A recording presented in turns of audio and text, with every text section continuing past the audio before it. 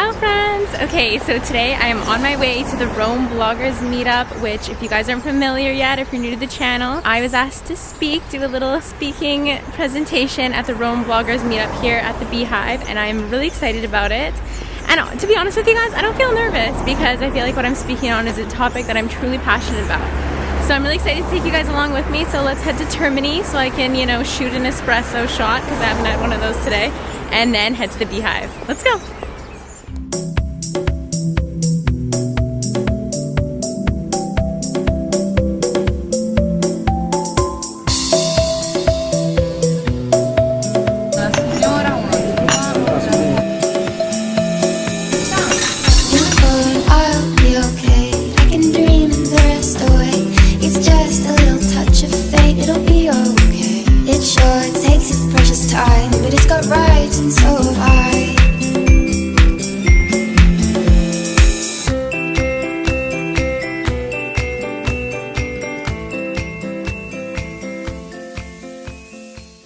Meetups with speakers, social activities, just to get to know one another, network, create friendships, and to be able to collaborate and share ideas with each other. So this is why we're here today. Our guest speaker today is Zoey.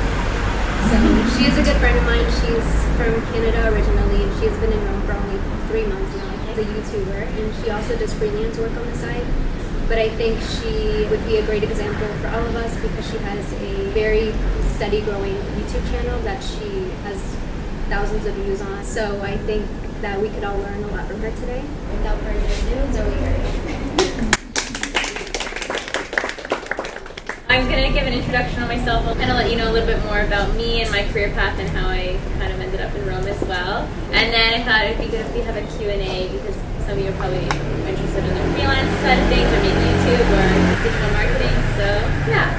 I am from Canada. I grew up on Vancouver Island, British Columbia. I went to Vancouver Island University and I did a major in kinesiology and a minor in history, so absolutely nothing that I'm doing now.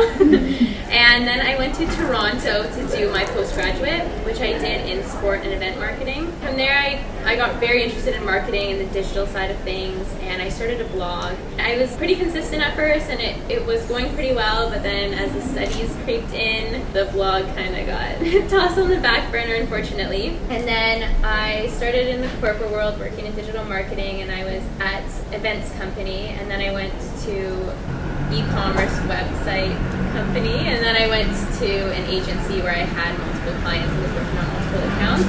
And I was doing all sorts of different things, social media, digital advertising. Each client was different, and each client is now because I'm still doing freelance.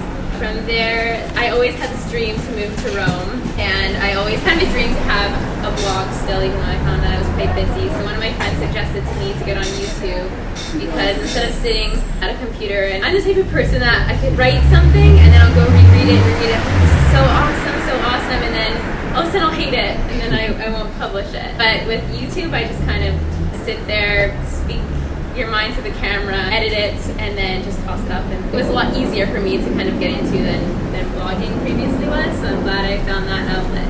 While I was kind of feeling a little bit uncreative and started to feel unmotivated in the corporate world, I decided to start the YouTube channel, which was just over a year ago.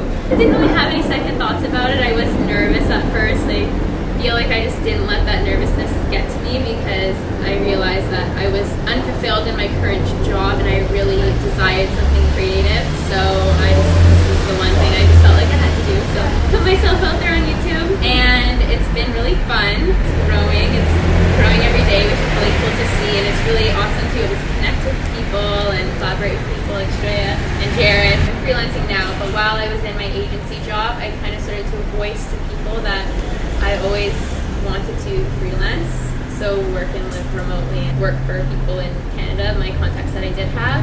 I kind of got to a point where I was extremely unmotivated at work. I just realized that I have to make a change or else I'm not going to be a very happy person anymore. So I decided to make it a goal for myself to move to Rome, that one dream that I always had. This was in May, actually, so I got here in September. So only within a few months, I did the whole visa process and made this plan and come out here. Since coming out here now, I came out here with 2 freelance clients, and I just gained another one last week. So YouTube also brings in some money as well, which is nice. So we only have 2 YouTubers here, is that correct? Were any of you interested in being on YouTube, or have you thought about it? We all Yeah? like it. I have a YouTube channel, but I don't have all the likes that you do. I do like, I was watching some of your videos. Oh, okay. And 7, 8,000, 10,000. Yeah. I'm still like 1,000. Yeah. Last video I uploaded, which is pretty good. Like you upload a video and it's only gonna have 1 view, 2 views. You just gotta wait. The momentum will build. More women's world to me. Like we're the only 3 guys here trying to compete over all these ladies and stuff. I mean, A lot of competition.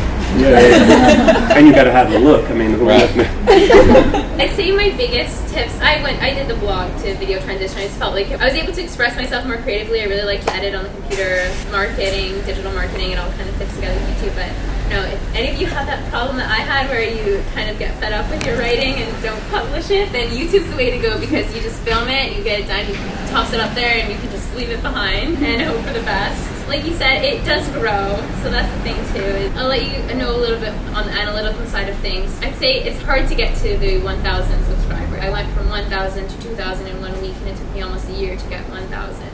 And then in the past week, I've gotten over 1,500 subscribers. And you never really know which video is going to get momentum or what topic is going to interest people, but I'd say pay attention to your analytics and go from there. And just be personal, be yourself, and be consistent.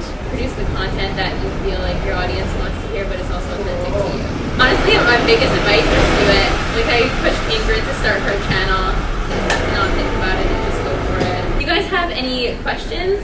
I made sure before I started my channel, because I let my very small audience know that I was going to be posting 2 videos a week. I just let them know that, it was kind of going to be a lifestyle thing. Whatever I felt inspiration in the moment to make a video about, I would make a video about. Through the year, I've definitely grown. Like in the past year, I became vegan, so that's been a topic on the channel as well. And it's more of now, it's just a pure lifestyle kind of vlog. I've put a little bit of money behind boosted posts on Facebook, not too much, which is pretty easy to do if you have a fan page for your blog. So I occasionally did that, but on YouTube I haven't done any kind of promotional advertising for myself. I feel like YouTube is pretty kind to their users. They recommend content, whereas Facebook, you really have to pay to get any type of views that you want, which is unfortunate because of their algorithms.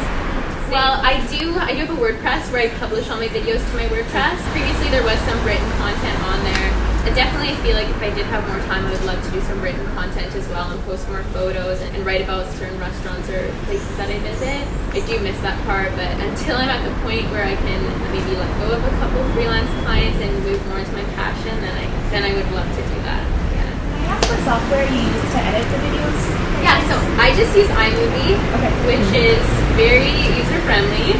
I just use a Nikon Coolpix camera, but some of my videos I have filmed on an iPhone, and as long as you have your quality settings on high, cell phone, you don't need fancy equipment, you don't need special lights. A thing that makes people nervous as well is they think, I might need studio lights, a tripod. Like my tripod, I only got a tripod a couple months ago. Like I was balancing my camera on my side table and like 5 books, and that was my tripod. So you don't need to feel like you need to have all the special equipment. You can just start and then go, and then it's really nice to see because the subscribers, my subscribers anyways, comment like, oh, you've grown so much, or your editing's getting better, or just they notice the quality is getting a lot better as I become more comfortable, as I have more experience as well.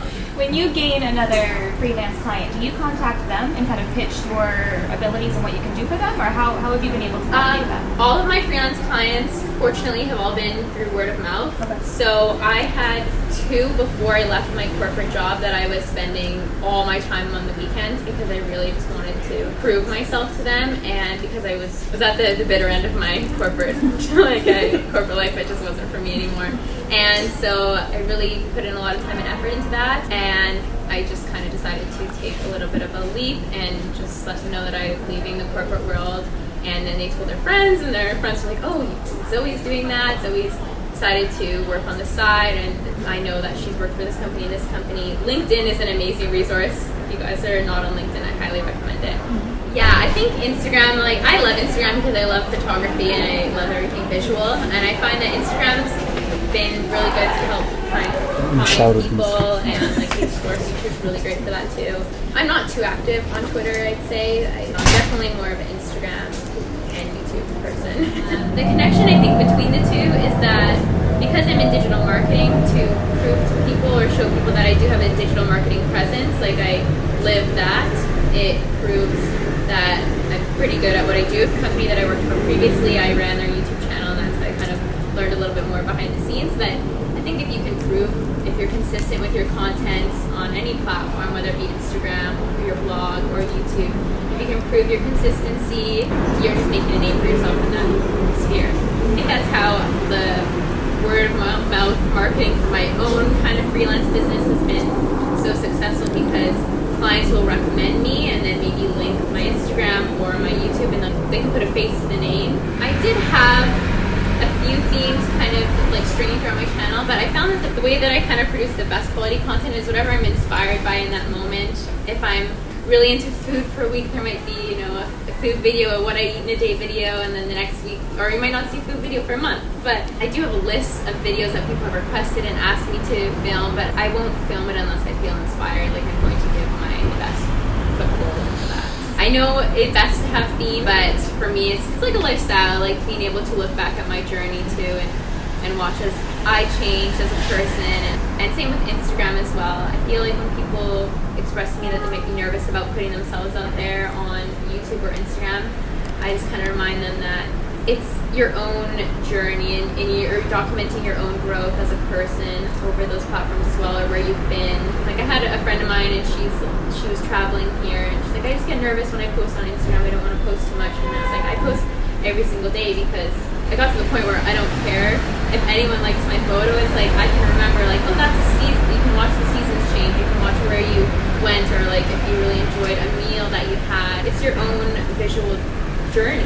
So I think that people need to separate themselves more from that nervousness. But do it for yourself first, and then for other people. Well, like that's why I'm really happy that we all got together today, because hopefully people can collaborate from this as well. It's cool to see, like I know collaborating with Estrella and Ingrid as well, and I think when people can see, oh, you know, these YouTubers are friends, but they're friends because of this platform, I think it can almost inspire people that you can meet so many new people if you just put yourself out there a little bit more. How long does it take you for a video from thinking about what you're going to shoot and shooting it and editing and getting it? What's that whole process? The whole creative process, I guess, is I'll think of an idea, or a subscriber, somebody might ask me to film a video, and I'll think of ideas for it. And then I'll make notes in my phone. That's what I do, make notes in my phone or my notebook, like, oh, if this is a video on like 5 tips for this, or how many tips do I have for that. If it's a sit-down video where I'm just kind of speaking to the camera and I do have notes like that, it's very simple to film and very easy to cut up and edit. But if it's something like a vlog, like I recently did the e-bike tour with the Roman guy, and that footage was shot by them, so I remembered what they were shooting, but when I shoot it myself, I can kind of piece it together in my mind, like I'm just going to string all this together like this. But with their content, it took a bit longer to put together in, like a visual video like that. I think that took 6 to 8 hours total to edit, but it's fun. It's fun. It's a creative process. The more comfortable you get, the easier it is. At the beginning, I was like, okay, okay, and then I would have to cut out so much, and I'd say a lot of likes, a lot of ums, and I'd get so frustrated with myself. So now I've trained myself more. Don't say ums, don't say likes, because then you're gonna be sitting there editing it the whole time. I think the videos where I've gotten the most response from people is when I just truly am just speaking on whatever inspiration in the moment. Or I think when you can be a little bit vulnerable with your audience as well, because they might watch you for like advice videos, but when you can actually kind of show a bit more of your personal side, a bit more of, you know, maybe something, a struggle that you're going through or something, you can talk to them about that, and then that's when I find that I get a lot of response. Or I've had a lot of people comment, oh, I've been watching you for so long, but I never comment, but now I'm going to because you made me feel this way, or like I want to tell you this. So I think of it as my friends now. Like I just always like speaking to my friends. And I think one of my biggest struggles on YouTube is just like I told you before, it's like being consistent. Just because I'm like, one, I'm lazy and I just don't want to edit or film the video. And then 2, I just didn't have time, because I told you, like, I feel like I'm super slow with editing and stuff like that. But like, besides consistency, what would you say is like a secret to gain followers quicker, if that makes sense? Or yeah, because sometimes it feels like you're like steadily climbing up the ladder. It's not. You're not seeing results quick enough, I guess. Yeah, I'd say be consistent with your schedule and maybe up it. Like set your, like I started and I was 2 videos a week, and then I went to 3 videos a week, and for 3 months I did 4 videos a week, and I told my audience that I was going to do it, so I was holding myself accountable. So that's what you have to do. And there would be days when I would have to film 3 or 4 videos in one day. You just have to think of it as like, oh, it's fun. You know what? I'm getting all my work done in one day, and then I'm going to maybe edit this video on this day. I'm going to edit this video that night. You just have to commit. Commit. And then would you say quantity is more important than quality when it comes to like uploading things like that? I found for me, quality does well, but I think that, like I said, you can film on your iPhone, and if your content is good, like visually, if you don't have all these cool action shots, like don't let that discourage you, because YouTube's such a personal platform that people essentially, they might follow you for tips and advice, but they'll stay with you if you like to know you as a person. So I'd say don't try to over perfect anything too. Just get it out there. Yeah, I think I suffered from that when I first started editing videos. Like I would try and perfect every little thing, but I didn't know the software well enough, so it would take me hours and hours just to edit one video.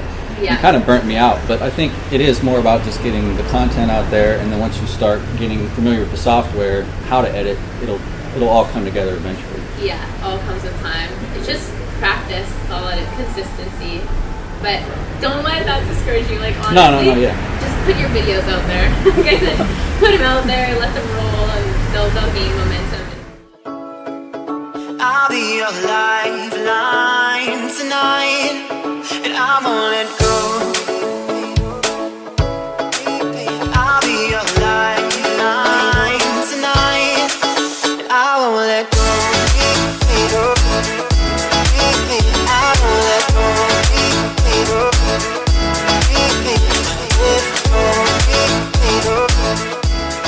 So Ingrid, okay wait, first of all, our friend at the bar over there brought us a little cocktail for free, winning.